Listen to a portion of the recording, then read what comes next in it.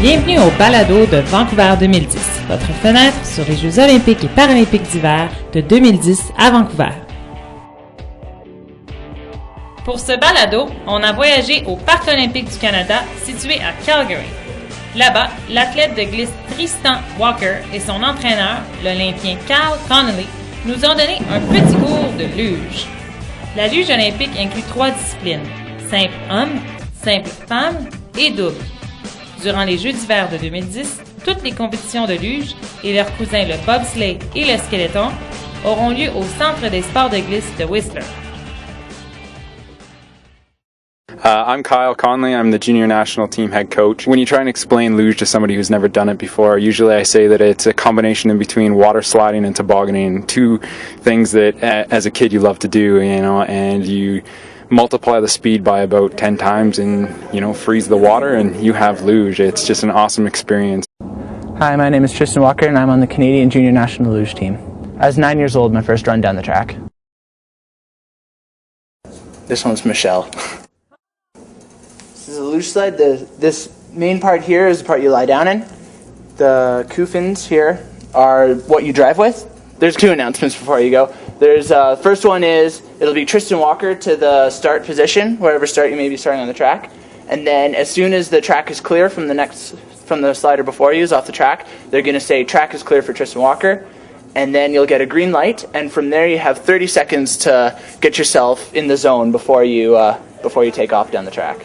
Luge is a seated start. People usually get it mixed up with skeleton, where they have the running start. So the handles probably the most important part of your run. Because the faster you can get off the handles and get accelerating down the hill, the faster you're going to be at the bottom. Start consists of load, you push back into your compression where you try to get as much stretch out of all your muscles as you can. And then from there you use pretty much your entire body like a slingshot and pull yourself out. And after that there's, depending on the start ramp, you do paddles. And depending on the start ramp, decides how many you do. You have spikes on your gloves and you just paddle down the ramp.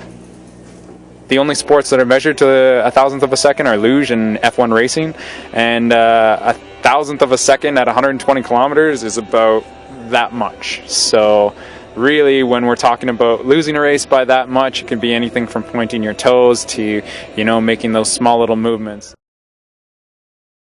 We have all different types of curves, of course. This one that Tristan will be entering here is called the Kreisel corner.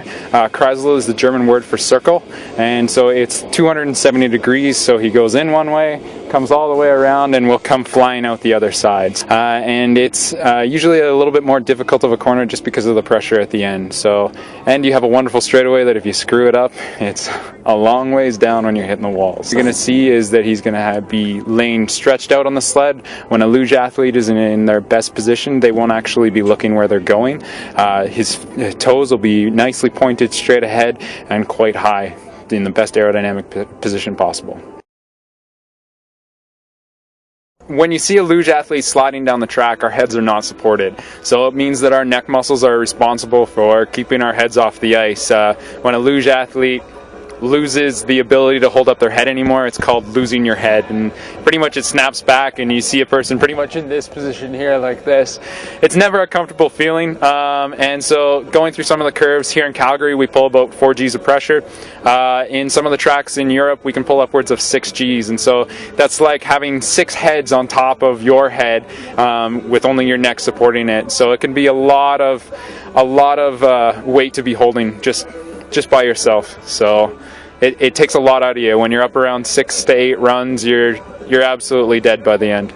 Nous avons aussi visité la maison de glace. Cette installation intérieure où les athlètes de bobsleigh, de luge et de skeleton pratiquent leur départ au cours des chauds mois d'été est renommée mondialement. This is a luge sled, so what we call a Kunstbahn sled. It's the type of luge that we see Tristan doing out on the hill. So it has this fiberglass pod. This is what the athlete actually lays in. Their feet come out and push onto these. These are called coffins, and by pushing on these, it actually is what drives the sled down the hill. The other thing that we can use is our shoulders in the back. By pushing on the back of the pod, there's flex in here that helps it to drive it on its way down. Lastly, we have skeleton. Skeleton is actually the oldest of all the sports. It was the first one in the Olympic Games. Now, what happened was that it took a little bit of a hiatus for a little while and started coming back in 2002. So, skeleton is head first on your stomach. The sleds are very minimalist, so your head would come this way here, you would lay in this area, and you would grab on the outside.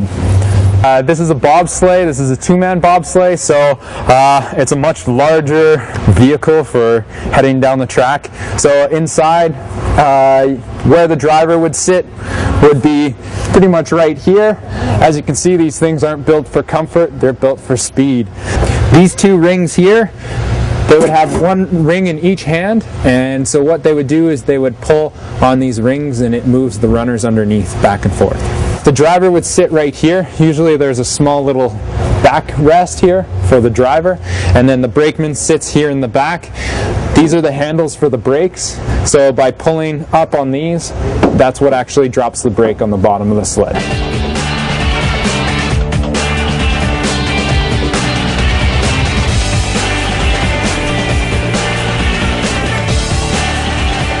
Voilà pour la luge. Pour en apprendre plus sur ce sport ou pour écouter d'autres balados, visitez vancouver2010.com.